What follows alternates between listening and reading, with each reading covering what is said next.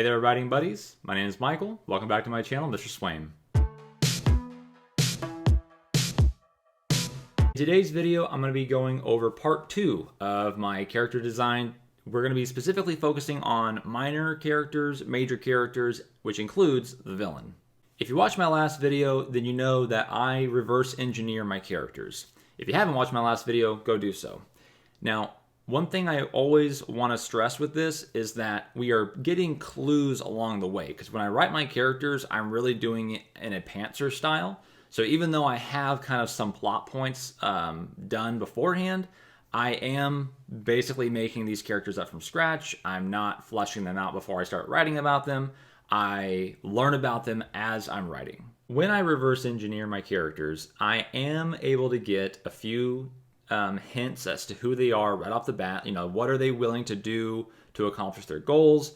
What are their goals at the end of the story here?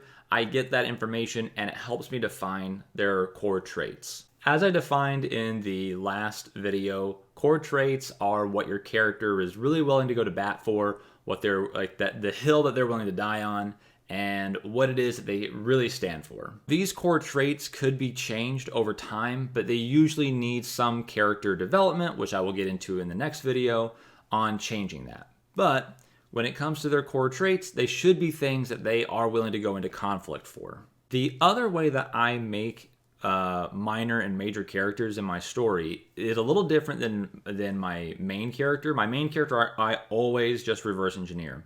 But sometimes I'll just inject a character into my story.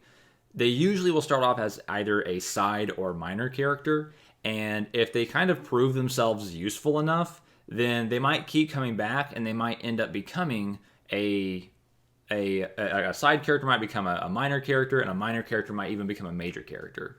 So I never really stop someone from growing in my story. I do kind of hold them back from taking over, of course, but I make sure that, you know, I give the character room to grow if they prove, you know, vital enough. Also in the last video, I mentioned 5 things to consider. I'm going to go over them pretty quickly here. Those 5 things are world, culture, parent-guardian, friends, siblings, and then deep relationships and romances. The main thing that we want to focus on when we're crafting these other characters is how do they relate to the main character? How do they complement the main character? What part of the main character are they there to emphasize and highlight? When it comes to minor characters and side characters, especially side characters, they will oftentimes serve the plot or story more so than the character, and that's okay. You know, our character got in trouble. They need to talk to an authority figure. You know, random authority figure shows up. It's the mayor, it's the king, it's the principal, whatever it is, and they have to deal with that authority figure. Doesn't really matter who the authority figure is, per se. We don't really need to know a bunch about their backstory. It's just, you know, an authority figure. That authority figure is not there to really highlight the character by design. They're there to move the plot forward. Our main character got in trouble. The authority figure lays down the, you know, whatever the consequence is.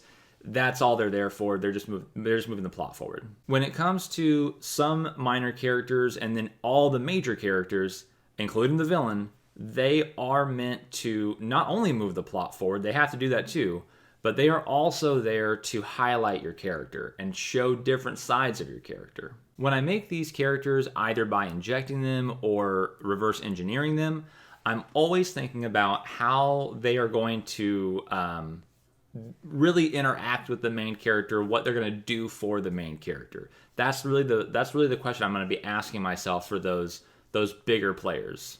Just like with the main character, it's important to know these things, at least some of them. Again, you don't need to know all of them right when the character first shows up in your story.